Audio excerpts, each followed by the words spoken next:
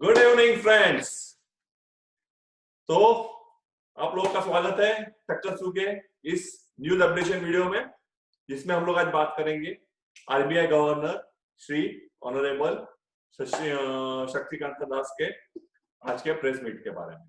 Right दोस्तों, तो आज उन्होंने क्या क्या डिक्लेरेशन दी और उन्होंने क्या क्या चीजें डिक्लेयर की उसके बारे में हम लोग जानते हैं।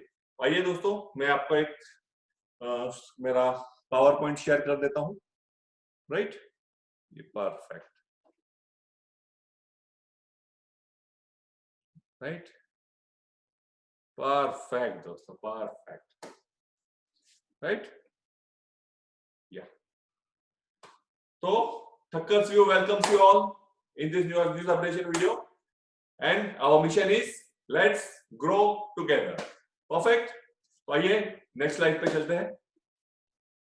यह है न्यूज अपडेटिंग वीडियो। जैसा मैंने आपको बताया हुआ है कि हम लोग हमेशा आपको कुछ भी नया न्यूज आएगा उसके बारे में जल्द से जल्द अपडेट कर लेंगे। राइट दोस्तों, चलिए आइए नेक्स्ट स्लाइड पे चलते हैं। Yes, here we are. RBI governor Shri Shaktikanta Das sir, उनका press meet dated 17 April 2020 at morning 10 AM। Perfect, perfect.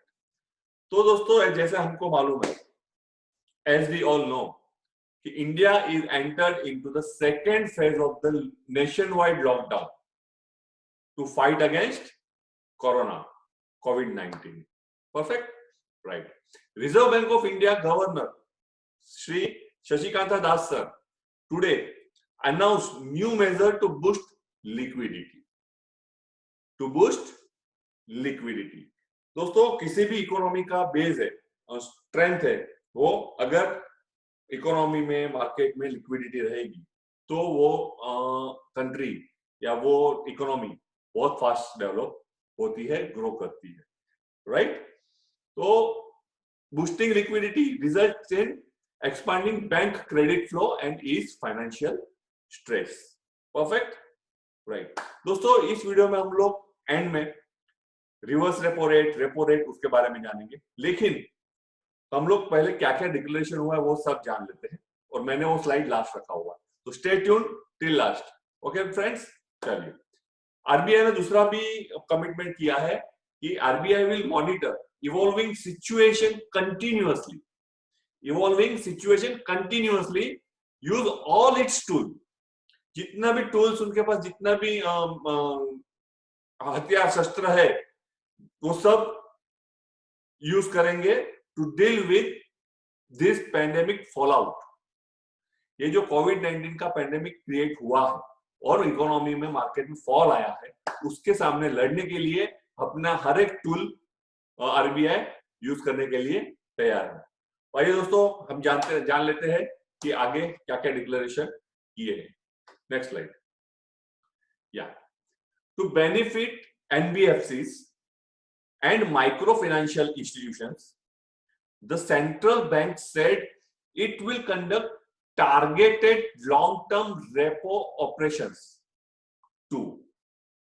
इसको बोलते हैं TLTRO2, worth rupees 50 crore, 50,000 crore, sorry, इतना बड़ा फिगर है कि बोलने में भी हिचकिचाहट होती है। It is 50,000 crore, right.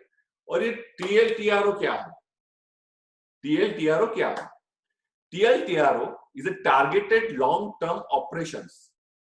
Targeted long-term operations are one of the ECB's non-standard monetary policy tools. TLTRO जो हम लोग ने लास्ट स्लाइड में देखा कि आरबीआई बोल रहे हैं हम लोग हमारा हर एक टूल यूटिलाइज कर लेंगे, तो ये एक टूल है किसका? ईसीबी का। ईसीबी मतलब external commercial borrowings. External commercial borrowings means ECB. Perfect. अब ये क्यों होता है, ये क्यों देते हैं मार्केट में एनबीएफसी से माइक्रो फाइनेंशियल इंस्टीट्यूशंस को? Through TLTRO RBI provides long term loans to banks and offer them an incentive offer them an incentive to increase their lendings to businesses and consumer in the euro area. जहां तक हर एक bank बड़े नहीं पहुंच सकती है, तो ये एनबीएफसी और माइक्रो फाइनेंशियल इंस्टीट्यूशन पहुंच सकते हैं। तो यूरो एरिया में बिजनेसेस और कंज्यूमर्स को बूस्टिंग देने के लिए विद सर्टेन इंसेंटिव आरबीआई टीएलटीआरओ का टूल यूज करती है। Got it? समझ गया? चलिए नेक्स्ट स्लाइड। ओके, अब उन्होंने सबसे पहला डिक्लेरेशन किया था, loans given by NBFCs to real estate companies. Loans given by NBFCs to real estate companies to get similar benefit as given by scheduled commercial bank. जैसे कॉमर्शियल शेड्यूल बैंक जो रहेगी उसने जैसे फंडिंग किया हुआ है रियल एस्टेट को, right, तो एनबीएफसी ने भी कुछ लेंडिंग किया रहेगा। तो ये दोनों को अलग अलग माना जाता है, लेकिन इस केस में, इस पैंडेमिक में वो दोनों में कोई डिफरेंस नहीं रखा गया और वो सेम माना गया है। Right, perfect, yes. आइए नेक्स्ट पॉइंट पे आते हैं। LCR, liquidity coverage ratio. LCR क्या है वो हम लोग जानते हैं, लेकिन पहले ये क्या डिक्लेरेशन हुआ है उसके बारे में हम लोग जानेंगे। LCR requirement of banks brought down to 80% from 100%. Brought down to 80% from 100% to be restored in certain phases, means gradually by next April 2021. ये रिस्टोर तो करना पड़ेगा। अभी जो हम लोग फैसिलिटीज दे रहे हैं उसको रिस्टोर करना पड़ेगा। पर्टिकुलर जब भी रिकवरी आ जाएगा उसके बाद में जो extra facilities out of the court जाके दिया हुआ है वो वापिस से रेगुलर करना पड़ेगा। राइट, तो ये एलसीआर रिक्वायरमेंट का जो 100% का कंपल्शन था उसको 80% कर दिया गया। अब आप बोलोगे इतना बड़ा बड़ा चीज बोल दिया, एलसीआर है क्या? राइट, तो आइए एलसीआर के बारे में जानते हैं। LCR is liquidity coverage ratio. Liquidity coverage ratio. अभी लिक्विडिटी कवरेज रेशियो क्या है? तो the liquidity coverage ratio requires banks to hold enough high quality liquid asset. Enough high quality liquid asset. High quality liquid asset को क्या बोलते हैं short में? HQLA. HQLA, high quality liquid asset. Such as, उसके examples क्या है? Short term government debt, government bonds में कुछ इन्वेस्ट किया हुआ है, that can be sold to fund bank during a 30-day stress scenario designed by regulators. Right? तो एक फंड रहता है, राइट, तो वो डेट फंड में गवर्नमेंट हर एक बैंक ने, फाइनेंशियल इंस्टीट्यूशन ने अप टू 30 डेज तक का जो प्रोविजन, हम लोग एकदम लेमन लैंग्वेज में बोलूं 30 डेज का समझो कुछ बैड सिनेरियो आ जाता है लाइक दिस, वो टाइम पे 30 डेज तक बैंक का रूटीन एक्टिविटीज चलाने के लिए जो खर्चा होता है या कुछ नेसेसिटी या रिक्वायरमेंट होती है उसको पूरा करने के लिए capable, for being capable to overcome all this stressful situation, हर एक बैंक के लिए आरबीआई ने रूल बनाया है कि you should have 100% of LCR. 100% of LCR, उसको कर दिया है 80%। उसका मतलब 20% बैंक के पास रहेगा, इन्वेस्टमेंट नहीं करना है। परफेक्ट, तो वो 20% एडिशनल बैंक के पास रहेगा, तो बैंक में क्या बढ़ेगा? लिक्विडिटी। जो ये पूरे मीट का आप सर्वाइव क्या बोलते हो, ये सम अप करोगे तो ultimately this all declaration are for increasing liquidity into economy by RBI through banks. That's it. Perfect, right.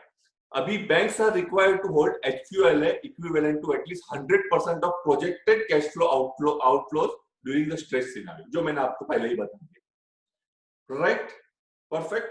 समझो उसका रिक्वायरमेंट है 1 करोड़ का या 10 करोड़ का या 20 करोड़ का, तो उसकी जगह पे वो एक्चुअल रूल आज की तारीख में क्या है, पूरा समझो 20 करोड़ का रिक्वायरमेंट है तो 20 करोड़ उसने डेट किसी गवर्नमेंट डेट फंड में या सिक्योर लिक्विडेबल एसेट में, हाई क्वालिटी लिक्विडेबल एसेट में रखना है, राइट। तो उसकी जगह पे अभी ओनली 16 करोड़ ही रखना है, 80%, 4 करोड़ एडिशनल बैंक के पास आ गया। परफेक्ट, ये एग्जांपल है, फिगर को मत पकड़ना, it is just for explaining, right. चलिए दोस्तों, तो एलसीआर समझ गया, कुछ नया जाना है तो यूट्यूब में नीचे एक लाइक का बटन रहता है, वो दबा दीजिए। और ऐसे ही क्वालिटी वीडियोस आपको चाहिए तो अपने चैनल को सब्सक्राइब कीजिए और बेल आइकन दबा दीजिए, ताकि आने वाले हर एक वीडियो के नोटिफिकेशन आपको आपके मोबाइल पे मिलते रहे। परफेक्ट दोस्तों, चलिए आइए नेक्स्ट टाइप पे चलते हैं। Banks shall not make any dividend payments until further orders, right? Bank जो रहती है उसके शेयर्स उसके शेयर होल्डर के पास रहते हैं, शेयर होल्डर के पास शेयर्स रहेंगे तो शेयर्स के सामने बैंक ने उसको डिविडेंड देना पड़ेगा। लेकिन आरबीआई गवर्नमेंट ने आज की प्रेस मीट में क्लियर कट ना बोल दिया है, कोई भी dividend pay out next order के पहले नहीं होगा। Without order from RBI dividend pay outs नहीं होंगे। Why? To keep that fund with bank to increase liquidity. Perfect, right. और सबसे बड़ा पॉइंट जो आज गवर्नर सर ने बोला है वो है एनपीए नॉर्म्स में जो चेंजेस लाए हैं वो मैं आपको समझाता हूं, राइट। ध्यान से समझिएगा। एनपीए मतलब नॉन परफॉर्मिंग असेट। बैंक के लिए असेट क्या है? बैंक के लिए असेट क्या है? जो बैंक ने लोन्स दिए हुए हैं, जो जिसपे वो इंटरेस्ट लेने वाली है, तो वो बैंक के असेट है। उन्होंने लोन दिया है तो वो वापस आने वाला है। समझ गए? एकदम लेमन लैंग्वेज। अभी समझो किसी लोन का रीपेमेंट हर महीना रहता है, ईएमआई रहता है। ऑलमोस्ट 90-95% लोगों ने लोन लिए हुए हैं, ईएमआई भर रहे। EMI means equated monthly instalment, जो हर महीना पर्टिकुलर डेट को भरना रहता है। Perfect, right. अभी दोस्तों ये क्या होता है कि अगर 90 डेज रूल में क्या है कि 90 डेज तक अगर रिपेमेंट नहीं आया, over the period of 90 days customer ने, लोन टेकर ने एक भी रुपया अकाउंट में जमा नहीं किया लोन अकाउंट में, तो वो असेट को एनपीए माना जाता है। वो असेट को नॉन परफॉर्मिंग असेट करके सेट असाइड किया जाता है, राइट। और ये एनपीए का रेशियो जितना ज्यादा, उतना बैंक का रेटिंग्स कम, उतना बैंक का रेटिंग्स कम। मतलब आप देखोगे तो बैंक्स में मैनेजर हमेशा किसी भी अकाउंट्स को एनपीए होने नहीं देते हैं, एनपीए होने नहीं देते हैं। वो इंसिस्ट करते हैं कि एटलीस्ट आप कभी कुछ प्रॉब्लम रहेगा, कॉर्पोरेशन देना है, तो एटलीस्ट बोलते हैं आप 2 ईएमआई आउटस्टैंडिंग रख सकते हो पर्टिकुलर टाइम के लिए, बट तीसरा ईएमआई आउटस्टैंडिंग मत करो, क्योंकि वो एनपीए में चले जाएगा। एनपीए में चले जाएगा तो 2 जन को नुकसान है, बैंक को भी और कस्टमर को भी। कस्टमर को कैसे नुकसान है? कस्टमर को सिबिल स्कोर खराब हो जाता है, बिकॉज बैंक ने हमेशा उसका अपडेशन डिपार्टमेंट को, कंसर्न डिपार्टमेंट को देना पड़ता है कि ये लोन अकाउंट है, ये लोन टेकर है, उसका पैन नंबर ये है, उसका 3 महीने से ऊपर का लोन ईएमआई आउटस्टैंडिंग, राइट। तो वो नुकसान किसको हुआ? कस्टमर को हुआ। प्लस बैंक का जो बैलेंस शीट बनेगा, ट्रायल बैलेंस बनेगा, उसमें भी वो फिगर दिखेगा, एनपीए इतने सारे हैं, मतलब वो बैंक वीक मानी जाएगी, वो बैंक वीक मानी जाएगी। जैसे बड़े बड़े लोग, नाम नहीं लूंगा, लेकिन जो अभी इंडिया के बाहर भाग गए, ये हो गया, अगर बैंक ने प्रॉपर ऑडिट करके वो टाइम पे एनपीए में डिक्लेयर कर दिया रहता था, या वो अकाउंट को एनपीए होने ही नहीं दिया रहता था, तो आज ये नौबत ही नहीं आती थी कि बैंक को शट डाउन होना पड़ा या प्रॉब्लम फेस करने पड़े। Perfect, right. तो उसमें भी आरबीआई ने नॉर्म्स में थोड़ी मॉडरेट चेंजेस दे दिया है। आरबीआई ने क्या बोला है? शक्तिकांता दास सर ने क्या बोला है कि as on 1 March 2020 GSB loan account का स्टेटस जो था जो था वही माना जाएगा आने वाले 3 महीने, मार्च, अप्रैल और मई, 1 मार्च से लेके 31 मई तक के पीरियड को मॉरेटोरियम पीरियड करके डिक्लेयर कर दिया गया है। तो मॉरेटोरियम पीरियड में जो ईएमआई नहीं आए थे या कस्टमर ने जमा नहीं किए, उसको एनपीए के कैलकुलेशंस में, डिक्लेरेशंस में माना नहीं जाएगा। परफेक्ट। अगर 1 मार्च को कोई अकाउंट एनपीए है तो उसको एनपीए में कंसीडर करेंगे, राइट।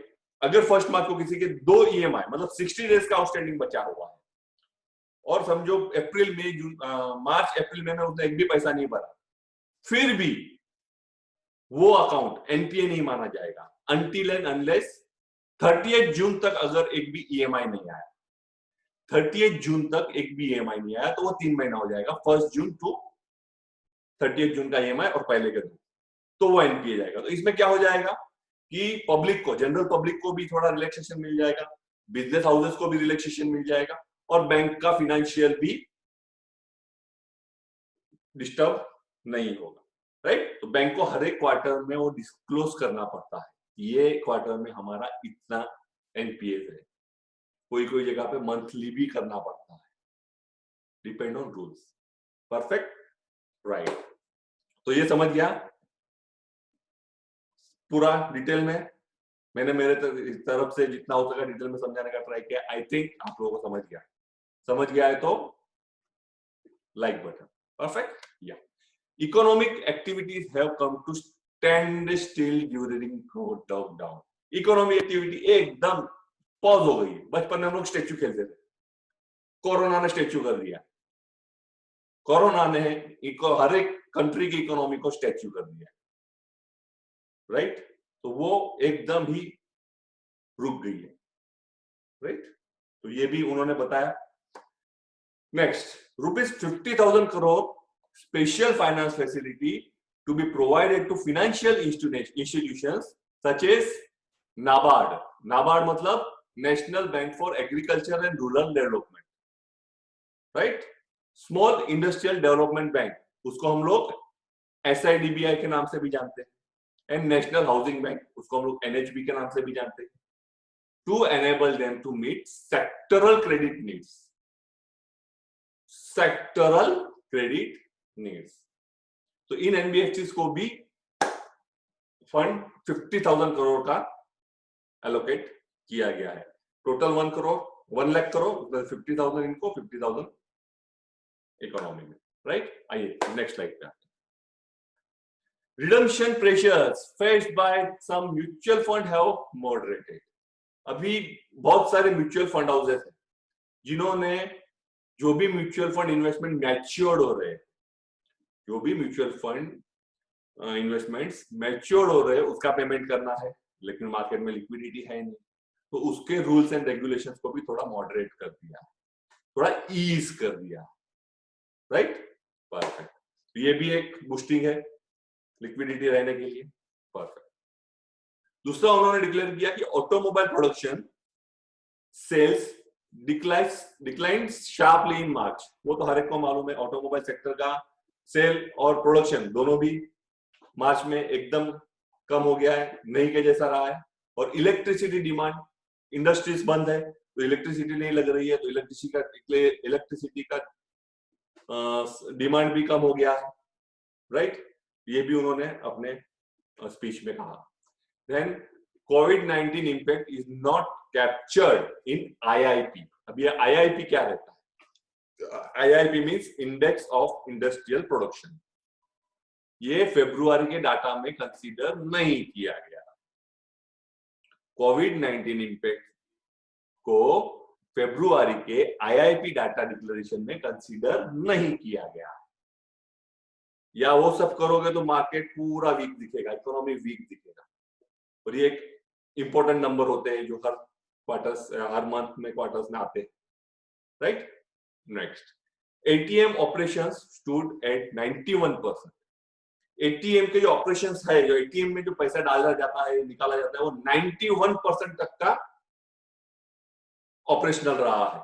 इसमें कोई डाउन टाइम नहीं किया। डाउन टाइम मतलब रिपेयर मेंटेनेंस के लिए जो टाइम रहता था उसको डाउन टाइम बोलते हैं, right. Down time mobile banking उसमें किधर भी अभी डाउन टाइम नहीं चल रहा है, हर एक बने उतने टाइम तक चालू है, मतलब 91% तक का कैपेसिटी कैप्चर कर रहे हैं। तो बैंकिंग सेक्टर जो है वो क्या बोलते हैं, पूरा इंफ्रास्ट्रक्चर को पूरी तरह से यूज करवा रही है, राइट।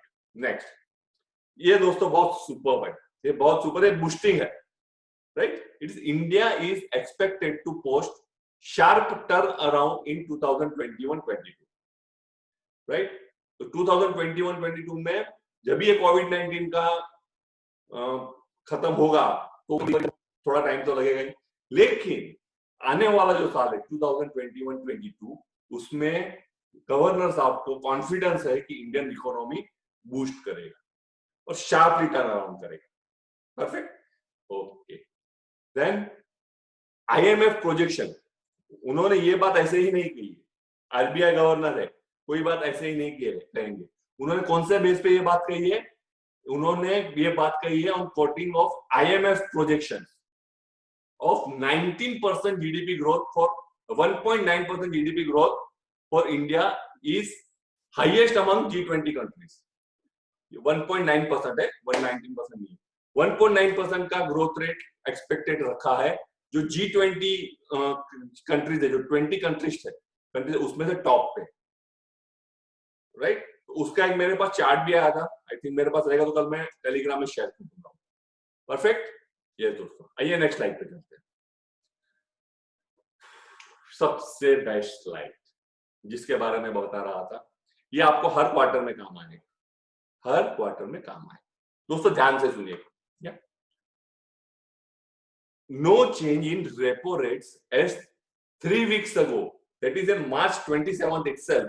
अभी 27 मार्च को जो आरबीआई का पॉलिसी आया था, क्या बोलते हैं इंटरिम, इसमें डिक्लेरेशन आया था, तो उसमें ही आरबीआई ने repo rate record 75 basis point से कट किया था, 75 बेसिस पॉइंट।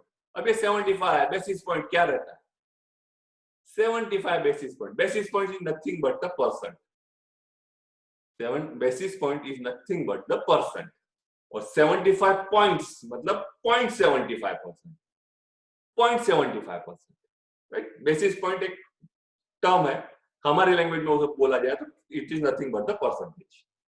परफेक्ट, तो 75 पैसे का रिकॉर्ड हिस्ट्री है जिसमें 75% मैक्सिमम रेपो रेट कम हुआ है, राइट। तो ये आज के मीट में रेपो रेट के बारे में कुछ डिक्लेरेशन नहीं आया। परफेक्ट, अब ये रेपो रेट होता क्या है, रेपो रेट बहुत अच्छा है, बहुत इंपॉर्टेंट है, ध्यान से सुनना, कब से सर आप बोल रहे हो, लेकिन ये है क्या, तो इसके बारे में जानते हैं।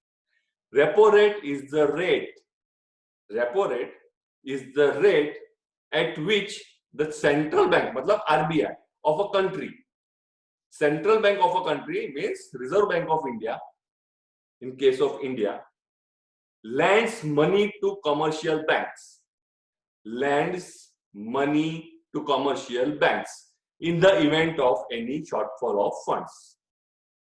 Repo rate is used by monetary authorities to control inflation. पढ़ लिया, बाउंसर गया, ठीक है। अब आते हैं अपनी लैंग्वेज, राइट। अभी समझो बैंक को लोन्स देने हैं, राइट। बैंक को कस्टमर के बहुत सारे एप्लीकेशन आ रहे हैं, लोन के रिक्वायरमेंट आ रही है, तो बैंक ने लोन देने हैं, राइट। बैंक के पास वो फंड होना चाहिए और वो मेन सोर्स है, लोन देना बैंक का मेन बिजनेस है, इंटरेस्ट मेन इनकम है, राइट। तो लोन तो देना है, लेकिन कभी कभी ऐसे आता है कि बैंक के पास फंड नहीं है, राइट। समझो एग्जांपल हम लोग लेते हैं अपना, राइट।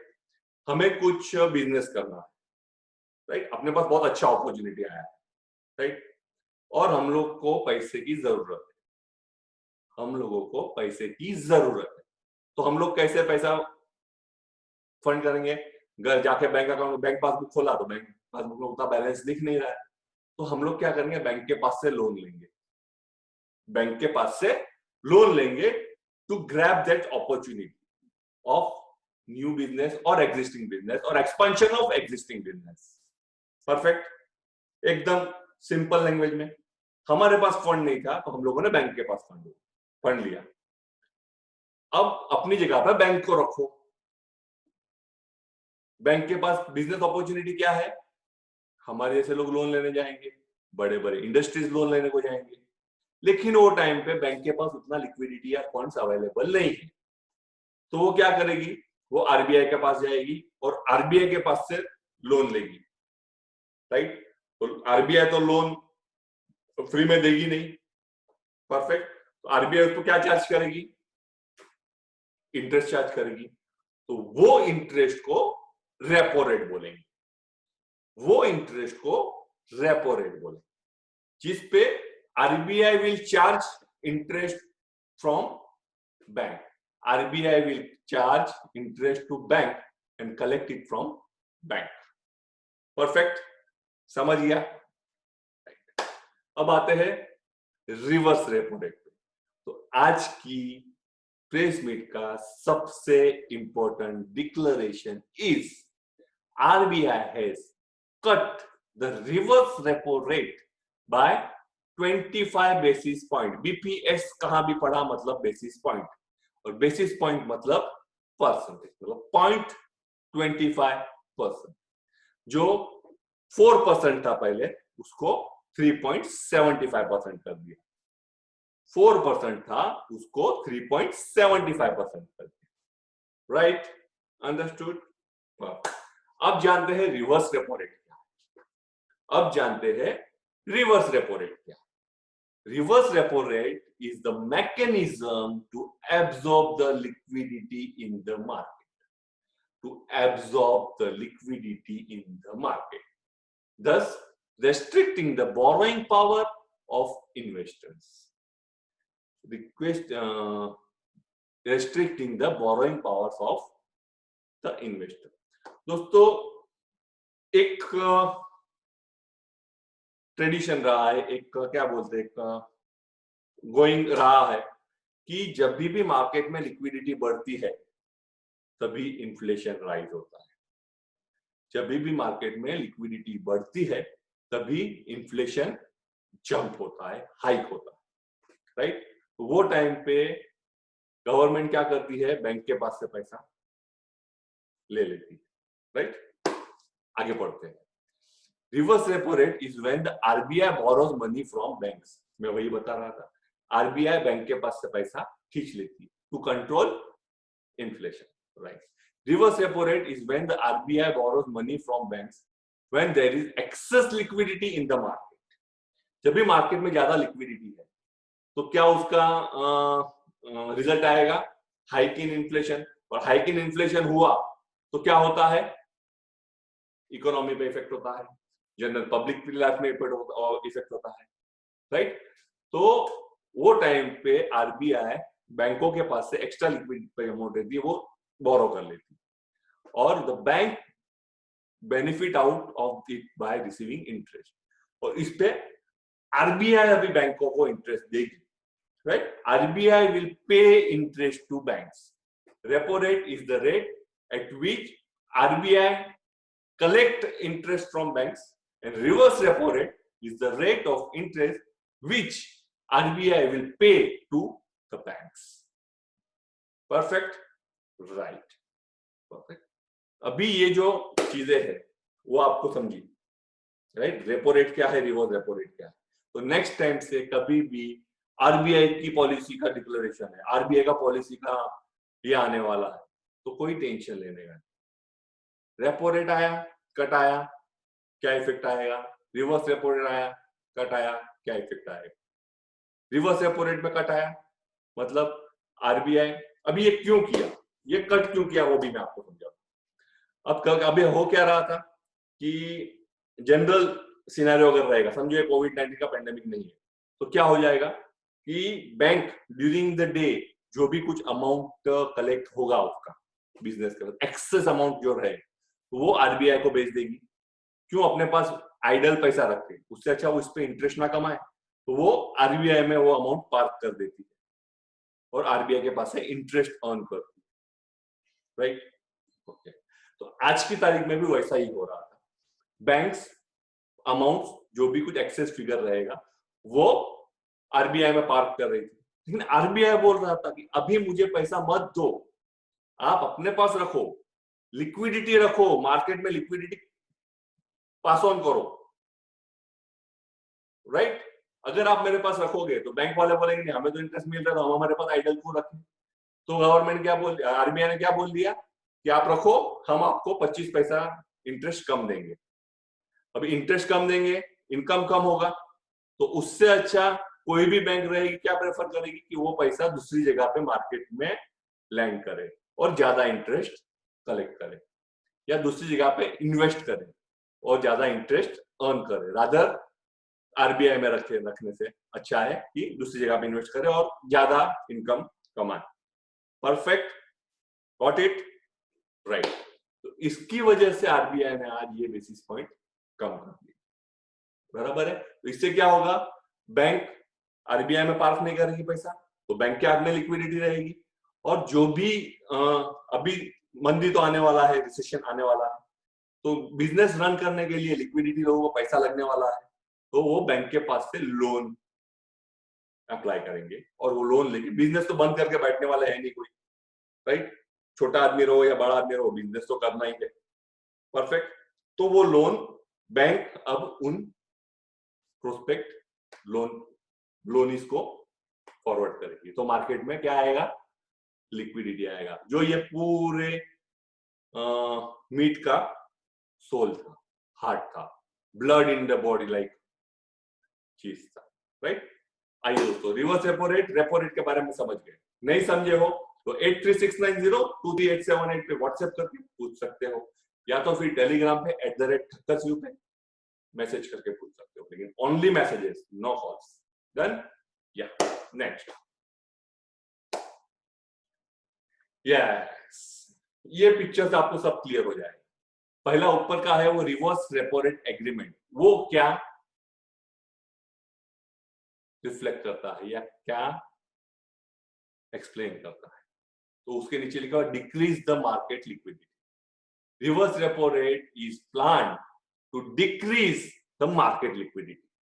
एक्सेस मार्केट लिक्विडिटी रहेगा, उसको कम करना है, इसलिए रिवर्स रेपो रेट का एग्रीमेंट होता है, जिसमें रिजर्व बैंक के पास से बोरो करती है और इंटरेस्ट देती है। तो इसका इफेक्ट क्या होता है, कॉमर्शियल बैंक्स जो रहते हैं उसमें से रिजर्व बैंक भी अमाउंट लेके जाएगी, और रिजर्व बैंक अमाउंट लेके जाएगी तो बैंक के हाथ में कम पैसा रहेगा, लिक्विडिटी कम रहेगा, तो lesser cash to lend to borrowers, तो वो हिसाब से लिक्विडिटी कंट्रोल हो जाएगा, एक्सेस भी नहीं रहेगा, ज्यादा शॉर्ट भी नहीं रहेगा। और रेपो रेट के बारे में भी मैंने समझा दिया। Reserve bank lends to commercial bank lends to borrowers. क्या, अगर आरबीआई के पास से बैंक को ज्यादा पैसा आएगा तो ज्यादा लैंडिंग कर सकती है। तो ये स्पेशली आप लोगों के लिए मैंने पिक डाउनलोड किया था नेट पे से ढूंढ के। नेक्स्ट, हाँ, अब new measures aim at maintaining adequate liquidity in system facilitate bank credit flow is financial stress, जो मैंने पहले स्लाइड में बता दिया, राइट। ये जो भी कुछ पिक्चर हुआ, जितना भी हम लोग ने इतना बड़ा बड़ा रिकॉर्डिंग्स अपलोड किया और प्रेस मीट किया आरबीआई गवर्नमेंट ने, उसका होल एंड सोल क्या था, to maintain adequate liquidity in the system means economy, right. We have decided to take additional measure.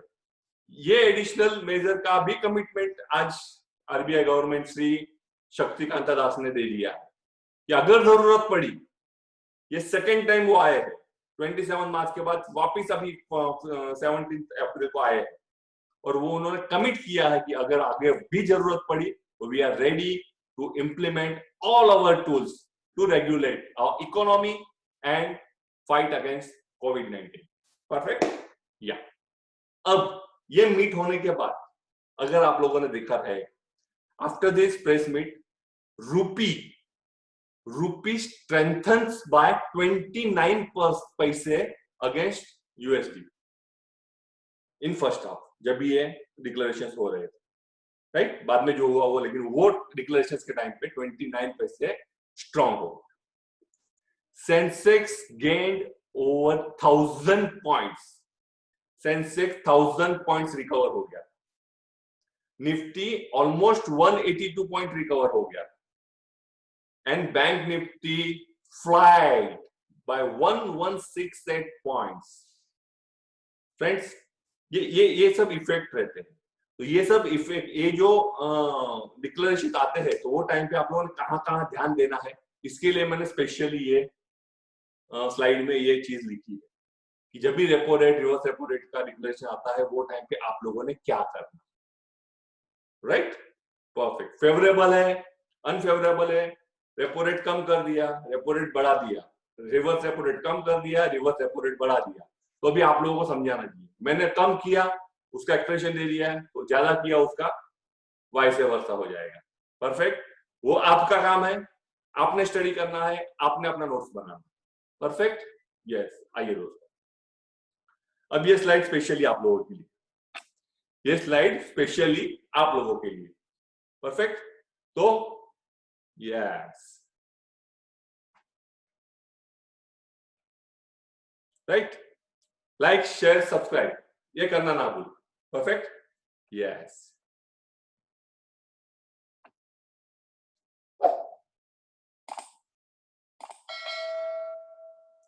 Okay, आपने लाइक करना है, शेयर करना है, सब्सक्राइब करना है।